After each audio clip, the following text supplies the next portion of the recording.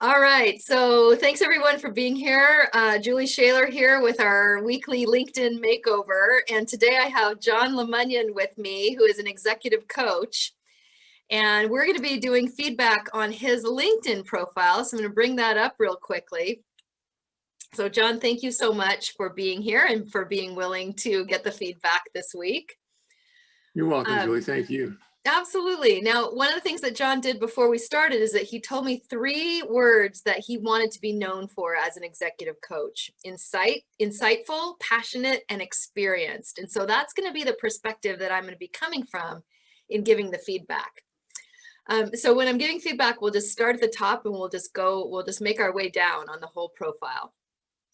So the first point is on the profile picture. We want that to be great resolution. We want there not to be any background noise or disruption, and good lighting. And so, John, for you, a couple of things on that. First of all, if you have the opportunity, you might want to consider uploading a new image for your profile that was a slightly higher resolution. So that might be a consideration. That would be a nice update. And then the second one is, we had chatted just a moment ago about the open to work badge. For you, because you're not actually looking for a full-time or an FTE position, I'd actually suggest that you go ahead and just take that badge off, particularly because you've told me that you have a nearly full client list, which is a really good thing to have. Yeah. So that would be another thing that you can do. Typically, the open for work would be for people that are looking for FTE jobs, so you don't want to confuse your clients by that. Yeah. And then on the background cover image, this is one where you have a beautiful picture of a river that I'm sure is personally meaningful to you. But when we're on a LinkedIn profile, what you want to be able to use that space for is something that your potential clients would easily be able to grasp or have an understanding of. And so unless I know your background story, then I don't know what that is here. So this could be a place that if you have a different image that represents your business or some sort of a logo image, then that would be a perfect thing to upgrade. So something like this. Yes. Did it right. There we go. Yes, the step into life. That's perfect. So if you actually have a JPEG or an image of that maybe if you've had it designed or something, that would be perfect, because that gives me a tagline for you. So if I'm looking at your profile, then I see that's something that's important. And I'm also, as a potential client, and for your clients, probably have a focus on wanting to step into life. Is that right? Yeah, and I do my marketing designer, the one that came up with that. I have high resolution images of that. So thank you. Excellent. Good. All right. So then the next thing, one of the things you did really well, after your name, you put executive coach, because then every time that you're commenting or sharing, then that comes up. So that's outstanding. Yeah. Great job on that. Thank you. On your headline, you actually have an opportunity to edit this headline. What LinkedIn does is it'll default to your most current job title, which is what you've got here. Mm-hmm. But when people are doing keyword searches, they may search on leadership coach, so you would want to leave that. But there's probably a lot more that you do that you could be adding. So for example, on my profile, I have career coaching, I have career growth, personal branding, some of the other things that you do in your executive coaching, organizational development, or whatever those other things are. Then I would suggest that you edit this headline section and put those keywords in, because that helps me as a potential client know more about what you do, but it also allows you to come up in some keyword searches. So that's helpful. Okay. How would it sit with you if I had navigating the wilderness of life on there? Well, you can do that. You can put a brand, I call that a brand statement. Okay. And so you can definitely do that. Just put enough so that if I'm a potential client, then I understand what that is. So that's why it's important, if you put a statement on there, that it's not vague or kind of aspirational. Mm-hmm. And so that I understand. It could be insightful.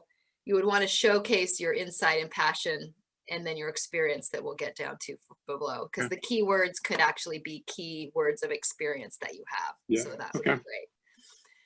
And then on the about section, so you've done a great job of kind of telling a story if someone lands on your profile page about what they might be looking for. There's two angles on this, and I'll share with you my recommendation, and you can take that into account and decide if you want to integrate that. My suggestion on the about section is that it's a place where people they want to know about you as a person. And so that said, think about the about section as an online conversation and put it in first person.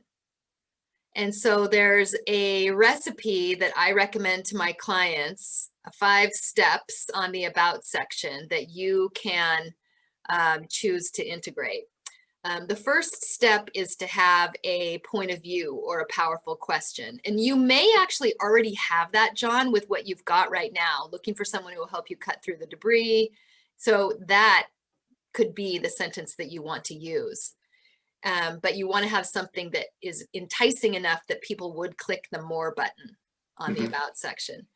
And then the second thing is that you give them a little bit of a background story.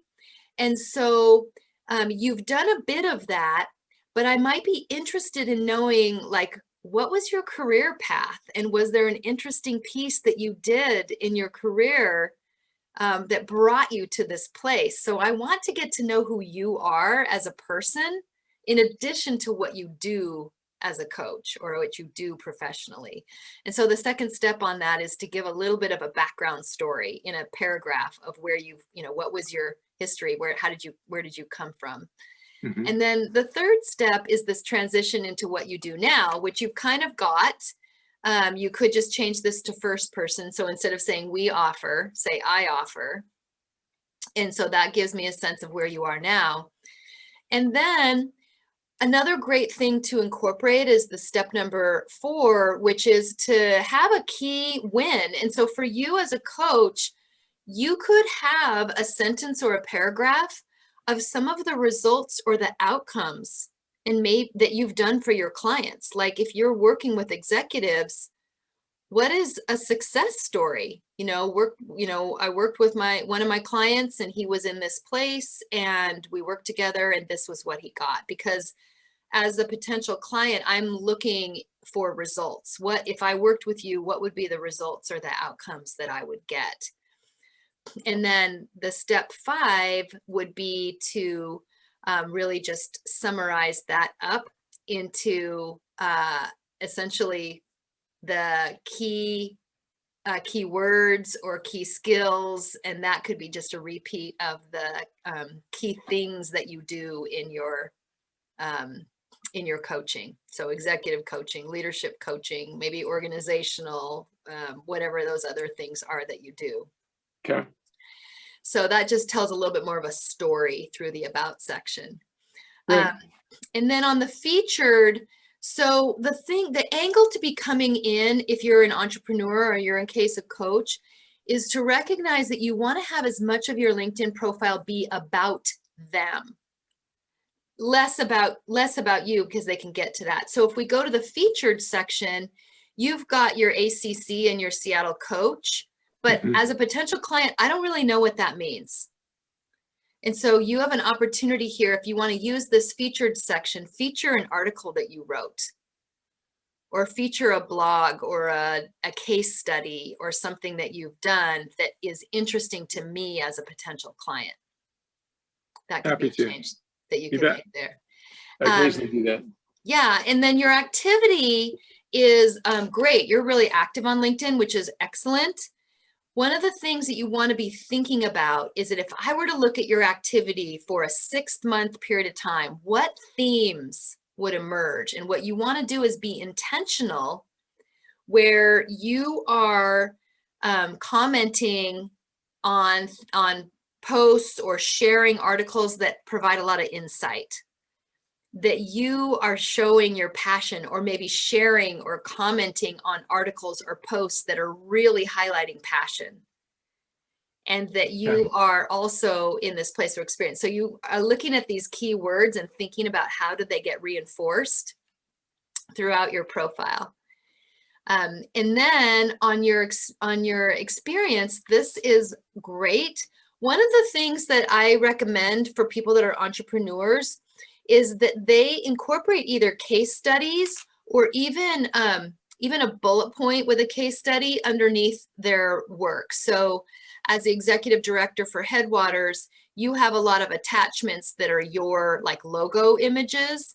But as a potential client, I don't necessarily care so much about your logo image as I do about a potential client or a case study that I could see, oh yeah, I read in that case study or that client example, I see myself, I understand more of what John does, and I can see what that means. And so even in the summary, you're talking about your certifications, which is great, but I would definitely encourage you to layer onto that to say, what do you actually do? So what's the transformation that you help your executive clients with?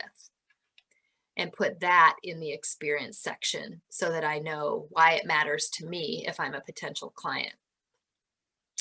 And then the same thing as a faculty member at Seattle Coach, this is a great opportunity for you to incorporate even a paragraph that shows that you're a passionate leader, that you're leveraging your experience to help other future coaches, that you're giving insight. Like you have an opportunity there to add a paragraph of text that says, what do you do as a faculty member there?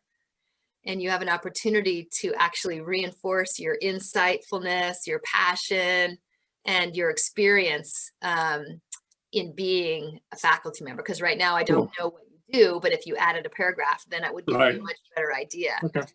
And then the same thing in terms of your experience as a pastor, you can do the very same thing. You know, even though that might have been something that you did a while back, I would imagine that as a pastor, you were someone who provided a lot of insight, that you were someone who is very passionate. So you can even just put a short paragraph or a couple of sentences around, you know, who were you as a pastor and what kinds of things did you do there?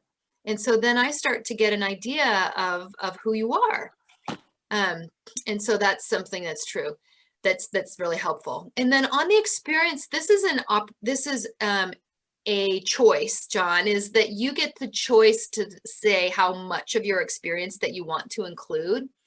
So typically what I recommend for people is to have a cutoff of about 20 years, unless there was experience older than that that's really relevant to the people that you're working with now, or that is relevant to your brand and what you stand for now. And so in your work with the military police corps, do you work with a lot of military or police corps people now in your coaching practice? No, but veteran makes a difference. Okay, so in that case, if you are seeing veterans and that does make a difference, then it would make sense to keep this on. It opens some doors. 20 years ago, I really didn't say much about being a veteran, but the whole realm of understanding of vets and support of vets has really changed since I got out many years ago. And so that's actually opened some doors for me. Okay, excellent. Then there was a reason to keep it on, so that's perfectly fine. And even to be specific about MP, that I wasn't just a ground pounder. I had a specialist position within the military. Okay, excellent. So in that case, since you want to leave it on, again, there's some really cool insight and background about your experience during that time. And so in that case, I would recommend that you add a couple sentences or even a short paragraph to say, what was it? What experience did you build, or what did you do, or what did you learn? So that it's more than just this listing of a job there. So that's great. And then education is great. You have a choice on education of whether you want to keep the years or not. Typically, I recommend that people just take the years graduated or the years off, because it's really not as relevant. And so that would be something that you could consider. You don't need to keep the years. You keep the degree, and that's what matters. Okay. And then licenses and certifications, excellent. Any new ones you can definitely add in, but this is great. You've got a lot of them. And then volunteer is awesome. You did a great example here in working with as a kayak instructor where you added a sentence to say what you do there. And so that was excellent. So I would suggest that you add that same kind of a sentence for the work with Ephrata Youth and the work with Rural Ministry. Sure. If you want to keep those on. Okay, thank you. Yeah, absolutely. Because it gives me a little bit of better understanding of what did you actually do there, and what is it, what matters to you as a person. And then for skills and endorsements, this is just a question because typically people will not click show more. So what you want to do is to make sure that these 3 skills that are showing up are the ones you want to be known for. So you've got executive coaching, leadership development, and conflict resolution. Are those the 3 that you would want to be, that are most important, that you would want to be known for? Yes. Okay, perfect. Then no changes there. Typically people, usually most people end up that they do have changes they want to make because they never thought of it, and then they just sort of end up defaulting, but you've been intentional on that. So that's most of the last 40 years of my life have been in conflict management. Okay, excellent. Then we want that to be there because that's a big thing for your clients, I can imagine. And that's where I'm getting coaching contracts as well. Okay, excellent, excellent. And so in that case, John, that's interesting because the conflict resolution, that could be, if I go back, scroll back up to the top of your LinkedIn, that would be an excellent thing to put in your headline as a keywords. And even to incorporate, I don't see that that's really coming out loud and clear in your about section. So if that's something that you're really experienced in and that your clients are coming for, then make sure that you add that into your about section also. Awesome. That's great. And then the last piece is the recommendations. These are so powerful. And so you have 9 on here, which is fabulous. I would just say, keep it coming. And so the more that you can get from your clients, like when you're done working or even in the middle of working with a client and they've had a great breakthrough or a great result, asking them if they would be willing to put a recommendation on your LinkedIn is incredibly powerful. And usually kind of the rule of thumb is to keep them current. So make sure that you have, 2 or 3 from the current year. So that's a good practice to have. And then you've got accomplishments, which is excellent. So you've utilized that section. If there's any others to update or add, then go ahead and do that. And then your interest is excellent. So you want to be, when you're thinking about the interest section, it's what are you following? So if I just looked here, then I would definitely see the theme of leadership coaching coming through. And then Microsoft as a key corporation, and probably a lot of your business might come from there.